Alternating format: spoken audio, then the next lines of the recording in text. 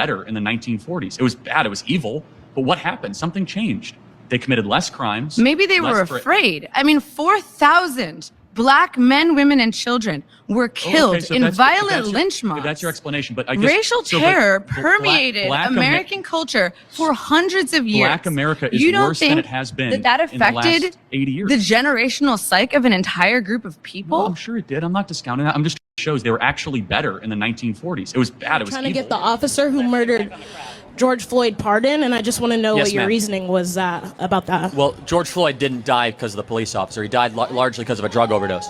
But he had his knee on his neck. And we all saw the video. But the knee on the neck is actually an approved police technique that police departments taught Derek Chauvin to use. Do you know that George Floyd was saying, "I couldn't breathe," well before that restraining technique? And so why'd they use the technique if he already couldn't breathe? Well, because he was actually resisting arrest, and they had to restrain him. And they restrained him in a way that they were taught to do, which is the knee on the neck technique. Okay, so when does the technique end? Like when they die? Like he said he couldn't. No, I mean the technique ends when the individual stops resisting arrest. His cause of death was not asphyxiation; it was drug overdose. He had that was a part of it. Like he also had a heart thing, and he was on drugs. But he wouldn't have just died if he was standing there. Like they had his. Well, actually, there's an argument to be made. According to the medical examiner, he was drug overdosing in real time. That it wasn't because of the police officer, Derek Chauvin, that put his knee on the neck. And again, they were taught to do that. According to the Hennepin County Police Department, they teach that as an approved restraint technique. And by the way, this is just a broader point. Our whole country blew up because of this incident, and it was largely based on a lie. Largely based on a lie. We were all what was the lie? The lie is that there was a white police officer that went after a black person just because he was black, and it just wasn't true. He was resisting arrest. Clear, created a beast, and that beast has now turned into an anti-white weapon. This topic would have been even more forbidden 4 or 5 years ago, but it's now becoming in more and more mainstream circles. Is that because the problem is becoming worse, but our side is more courageous to confront it? Why does Kirk believe passing the Civil Rights Act was a mistake? Now, again, apparently they don't listen to the show because we do that at least once a week, right? Once a week we talk about why the Civil Rights Act was a mistake. The present reality, not the ideal, the reality of the Civil Rights Act and how it's being used is making it harder for us to pursue excellence as a society. Here's a fact. Since the Civil Rights Act passed, I think that it's fair to say any sort of racist sentiments that are in America have gone, at least individually amongst white people, towards black people have gone away. What I'm trying to counter is the reason we talk about race so much is because we have a federal holiday to a guy that talked about race all the time. And the Civil Rights Act, the Democrats, they pretend to care about black Americans. They don't. Just, interracial violence, crime incidents. Just so you know, there are 117,000 white on black crimes, even though we are a white majority country. And yet there are over 500,000 black on white crimes. Nobody would benefit more than black Americans from a general war on crime in all America. We need an all-out invasion against crime. I want to protect all of the communities in America. So let's just go through this. There are 385,000 black on white violent crime incidents and only 117,000 white on black violent crime incidents. Do you know that 1 in 22 black men will be a murderer in their lifetime? Let me say that again. 1 in 22 black men will be a murderer in their lifetime. That is according to the FBI data. That's verifiable. It's true. You can go through the numbers. They're pretty shocking. You go through the numbers and you go into the detail. You kind of walk away and you say, boy, the media's really not been telling me the truth here. Of course not. In Minnesota, blacks are 6.4% of the population, and yet blacks account for 62% of all the violent crime in Minnesota. According to 2021 FBI data, 1 in 22 males, black males, will murder someone at some point in their lifetime. And that's, by the way, that's with most of black crime going unsolved. It's probably even higher than that because half of all black murders go unsolved. Half. The projected lifetime murder rate for a black male is 4,508 per 100,000. By age 23, about half of all black males have been arrested. Let me say that again. By age of 23, half of all black males have been arrested, and not enough of them have been arrested. 385,000, nearly 400,000, 3 times as many blacks commit crimes against white, despite being only 13% of the population. We need the fearlessness to say criminals are evil, crime will not be tolerated, crime will be stamped out regardless of who commits it. And until then, these stories will keep on happening.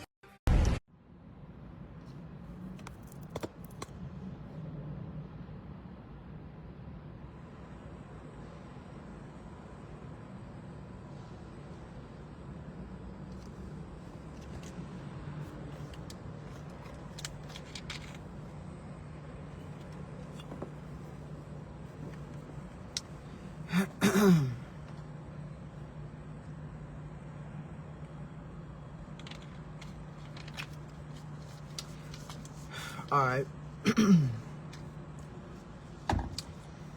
First and foremost, let me just go ahead and say this. I could care less. I could care less about the death of Charlie Kirk. All right. I could care less about the death. And this is to all. I don't really care about Caucasian people. This is for black people, man. Black and Hispanic people, man. That y'all seem to always have like these strong emotions for these racist bigots, and I just don't understand. What's up? What's up, y'all? What's up? Shalom, man. Shalom, shalom. Azariah, my good brother. Y'all always have these emotions and these pent-up feelings about these racist bigots, and I just don't understand. So let me go ahead and say this. For one, I don't care if he would have got shot. I don't care if he wouldn't have got shot. I don't care if he would have died. I don't care if he would have died. I just don't care. He's not my concern. I'm not mourning for his family. I'm not sympathetic for him as a man. I don't have any sympathy for this man. And the reason why I don't have any sympathy for him is because I care for my people, just like he cares for his people. So I could care less, okay? I could care less about the death of that man. I wouldn't have cared if he would have got shot. I wouldn't have cared if he did get shot. I just don't care. I don't have any sympathy. I have no feeling. I have no feeling for him because he doesn't have feeling for my people. So how can I have feeling for a person that doesn't have feeling for me? See, that's that old ropey-dope Christianity that you black people brought into, to where you can love everything about your oppressor and you could care less about the people that are being oppressed. So I just simply don't care. So all I'm doing is giving the same energy. This is all that I'm doing. All I'm doing is giving the same energy that he has given my people. I'm just giving that same energy back. He doesn't give a damn about George Floyd.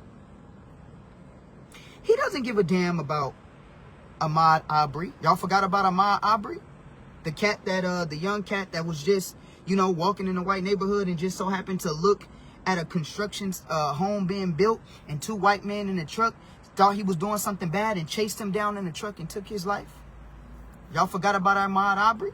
Nobody cared about Ahmaud Arbery. Nobody cared about Trayvon Martin, right? The kid that got killed with his hoodie on and was just walking down the street, you know what I mean? Minding his own business, eating a bag of Skittles.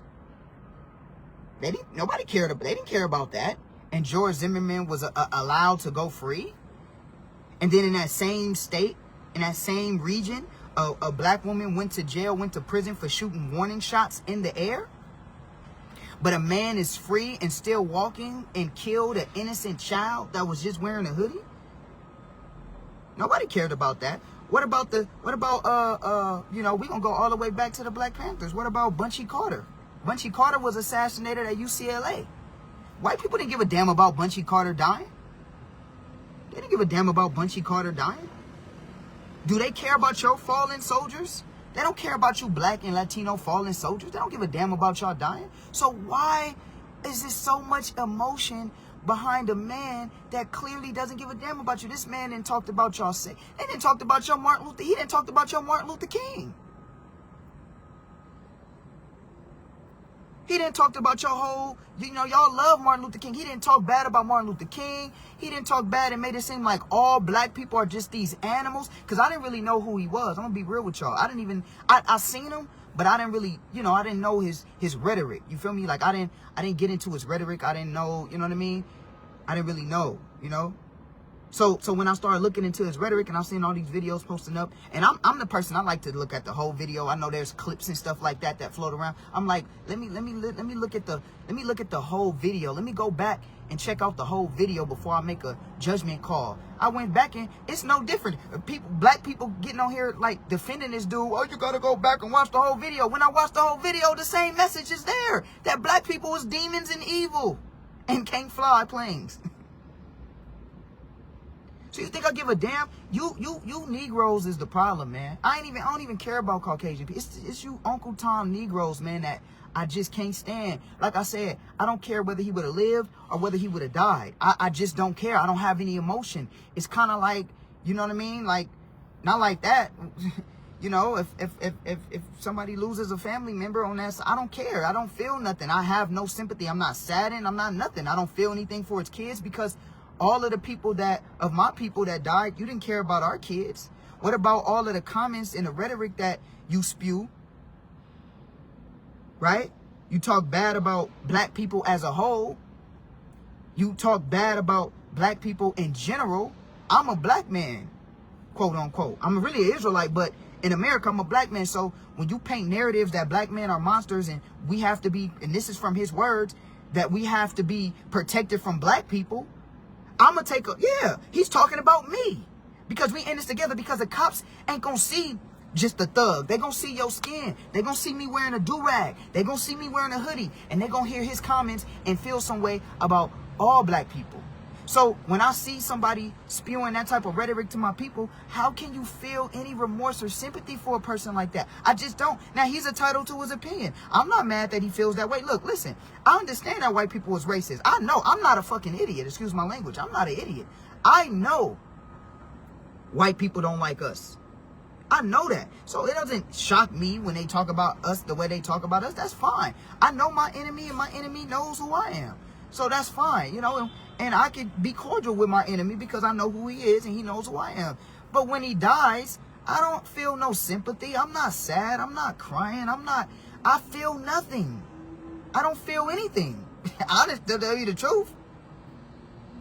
And I'm against this gaslighting, homie. Like, I'm against this gaslighting that people are trying to do to our brothers and sisters, gaslighting us into making us feel bad, showing pictures of him with his kids, and oh, he's a loving father, and oh, his Christian background. Like, they trying to gaslight us. It's like they're trying to gaslight us to feel bad for this dude that could give a damn about you. But let's say when Trayvon Martin got murdered, right? They didn't gaslight us to feel bad about him. They actually tried to show him and destroy his image to the media and make it like he was some criminal or some misbehaved thug. So why is the same respect not shown to us when our children is killed, when our men is killed, right? We don't get gaslighted into having sympathy. They show us and paint us as thugs. They go in our old history to try to show us taking pictures with our family members that might be gangbangers so they can ridicule us and talk about us. So why is the media trying to make us feel bad for a man that doesn't give a damn about us?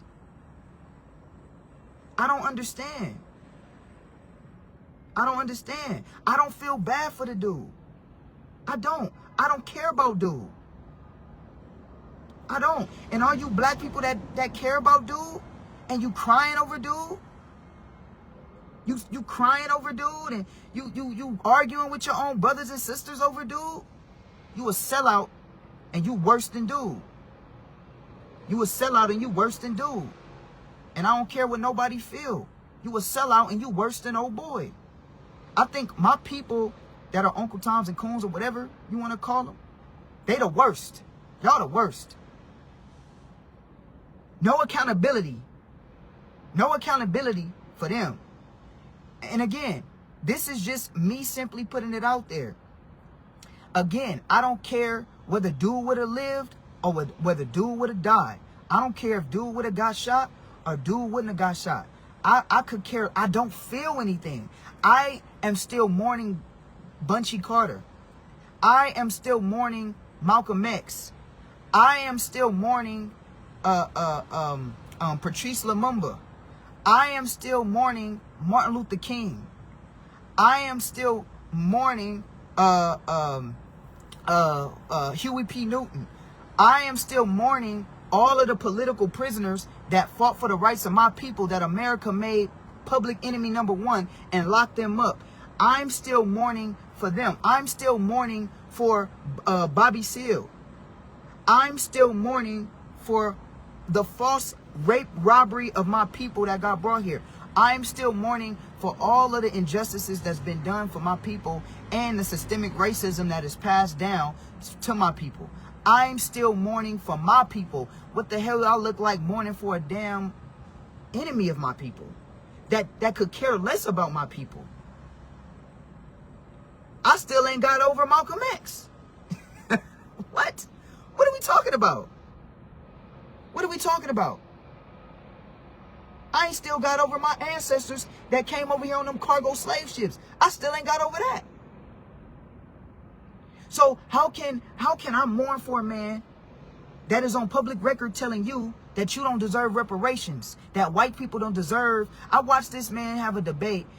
Like I said, this is my first time hearing of this man, like really yesterday and investigating him.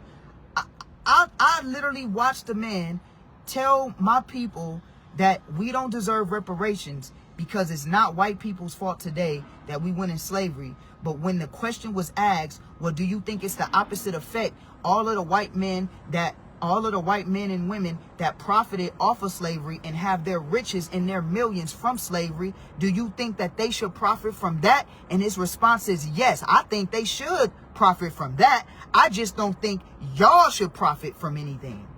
How can I mourn a man like that? How? And whether you think it's fake or whether you think it's real, I don't care. I could care less. It's just the emotional heartstrings that my people have for their enemies.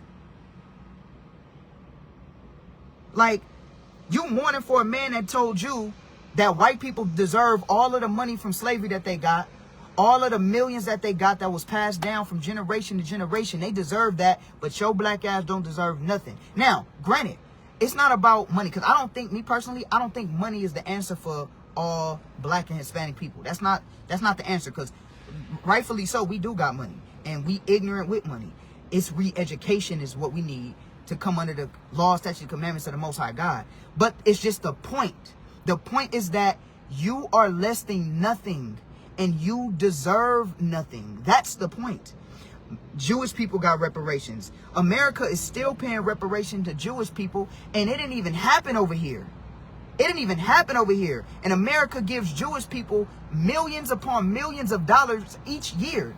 Chinese people or Asian people, when they got locked up in concentration camps over here, when they bombed Hiroshima, they all got reparations. All those Asian people got reparations. All those people got reparations. So you're telling me that some Jewish people they deserve reparations. They deserve the millions. And like I said, it's just the mindset. It's the mindset to let y'all know that these people don't give a damn about you, but you fight so hard for them, and it makes me sick. I don't feel nothing for dude. I don't care. I have no sympathy for him. I have no sympathy for his children, because he wouldn't have no sympathy for my children, and he wouldn't have no sympathy for me. Why the hell would I give him any type of sympathy when he does not care about my people getting killed? So I just could care less. You telling me that my people who built America off the backs, men, women, and children, built this place, and we don't deserve anything? And then you have the nerve. I seen the one clip where old boy literally said black people was better in 1940. So let's actually talk about that, because he said that in the clip, and I got the clip saved, and I watched the videos. I went back and watched the original. So you telling me in 1940 we were better, basically when we were chattel and didn't have any rights, quote unquote. We were better in the 1940s, right? Because now we're worse off in our communities, which there's some truth to that, and I'm gonna tell you why. But there's some truth to that, but without the details, this other truth can be overlooked. The truth is that when we got out of slavery and we went directly into sharecropping, because when we got out of slavery, they kicked us out and we didn't have nowhere to go. So we had to go right back to those same plantation owners. We had to go right back to those same plantation owners to be sharecroppers, right? So, but once we really got out of slavery, we had Black Wall Street. We had communities. We had colleges. we had areas of dwelling. We had hospitals. Black Wall Street is a prime example. Did you forget? Did you forget, Charlie? Did you forget the KKK went and destroyed a lot of those communities? Did you forget that? Did you forget that the KKK went and destroyed Black Wall Street and then they bombed it from the sky? Did you forget? Because I know we like to mourn 9/11, right? But the biggest terrorist attack that happened on American soil happened by American people to American people with Black Wall Street. Did you forget that? Did you forget that your people were the people that created the welfare system and created that narrative that the only way that we can receive assistance is if the black man is out the home? So when you talk about black households today, let's give some context to that. Don't just loosely speak on that. You can't loosely speak on that. You can't loosely speak on that. Let's actually give the criteria of what happened.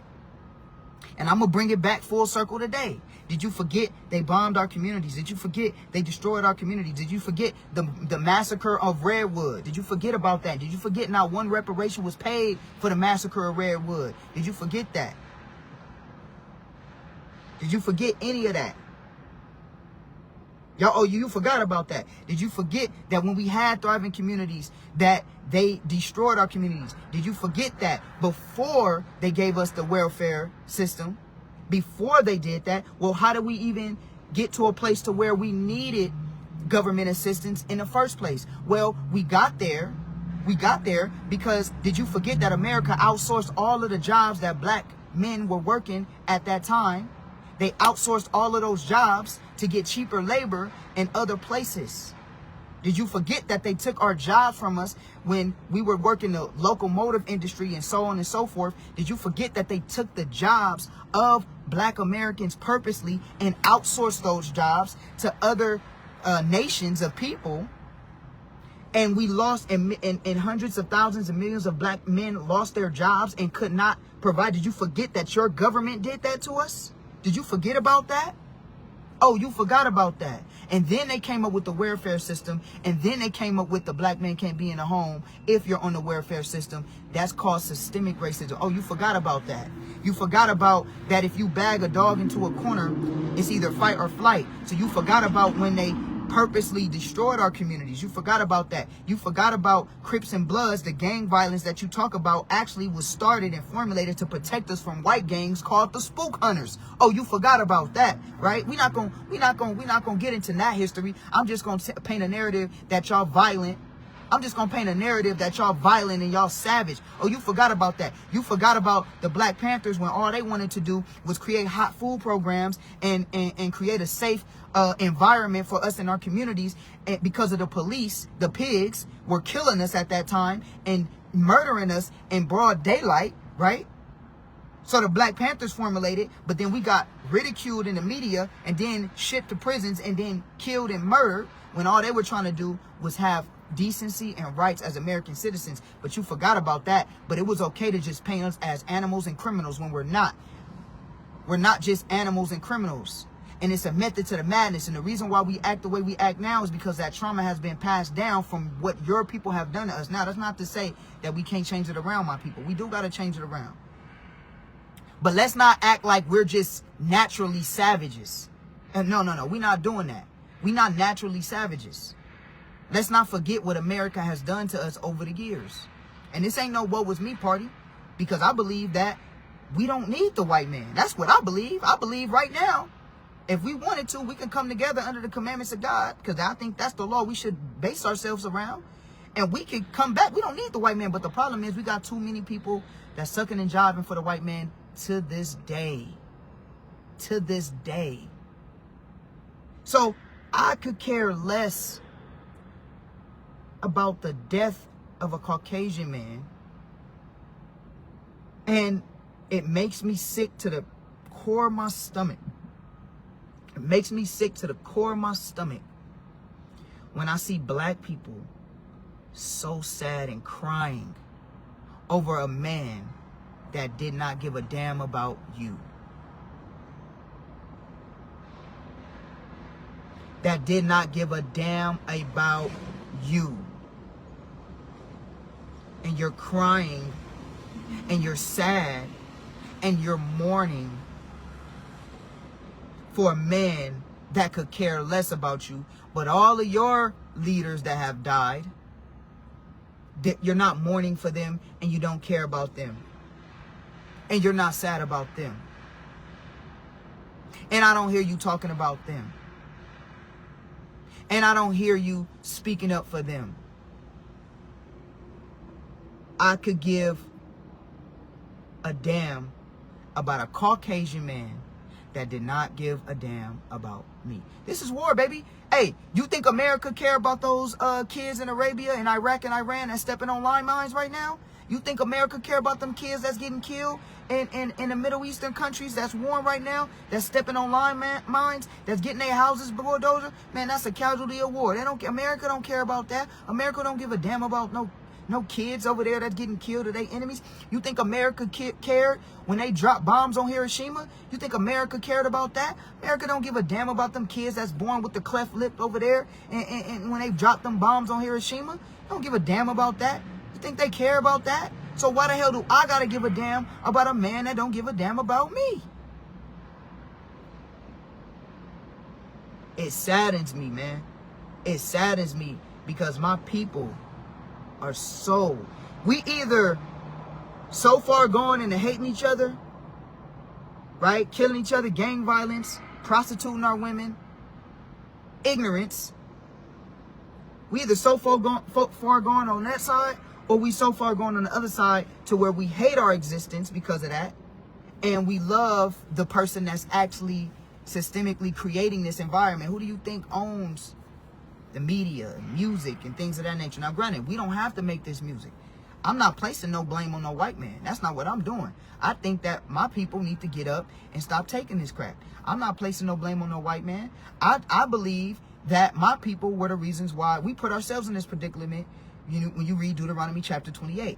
But do I give a damn about a white man? No. Do I give a damn about a man that don't give a damn about me? No. Do I care about a man? Right? Do I care about a man that does not want to see my people win? Not at all. I don't. I have no sympathy. So again, I'm still mourning Malcolm X. I'm still mourning Patrice Lumumba. I'm still mourning Martin Luther King. I'm still mourning all of our fallen soldiers of the Black Panther Party. I'm still mourning Emmett Till. I'm still mourning Trayvon Martin. I'm still mourning Ahmaud Arbery, George Floyd, Kanisha Jenkins, right? It was some foul play in that. I'm still mourning all of the sisters. I forgot the sister name that got choked out in police custody. I'm still mourning my people. How do you expect me to mourn for a man that doesn't give a damn about me? It is what it is. I don't care what y'all feel. It is what it is. I don't care what y'all feel. I don't care about the opinions of human beings. I don't. It is what it is. But I don't care about a man who doesn't care about my people. All you Uncle Toms and you coons out there, I just can't respect you. And like I said, it's not like I didn't even know dude prior to yesterday, really. So it ain't like I was wishing death on him, but I just don't care if he lived or died. I just don't have no emotion. The same way he doesn't have any emotion on my people. Love y'all, man. Shalom, man. Y'all stay strong, man. Where the warriors at? Y'all stand up, man. Let's get back to building up our own people, man. Forget all that other stuff, man. Where the warriors at? We stand up. And I say, Kwam Yasharala, rise to the nation of Israel. I care about my people. I don't give a damn about a racist white bigot that got murdered by his own people. I just don't care. I just don't care. There's no sympathy in my heart at all. But I love black and brown people for sure, and I'm still mourning them. I'm still mourning. Oh, I forgot to mention. I'm still mourning all of the millions of Native Americans that got their land stolen and got their life taken. I'm still mourning my Native American brothers and sisters. I'm still mourning them. I'm still mourning the political prisoners. Still mourning them. Right? That's who I'm mourning. That's who I'm mourning. When y'all have y'all Thanksgiving and y'all celebrating, I'm mourning. We don't call it Thanksgiving, we call it Thanksgiving. Because they killed and slaughtered Native Americans. Still mourning my people, man. So, I don't have time to be mourning no Caucasian man. And that's a fact. Love y'all. Have a blessed day. All the blacks, browns, Latinos, Native Americans of indigenous descent. I love y'all. And until next time.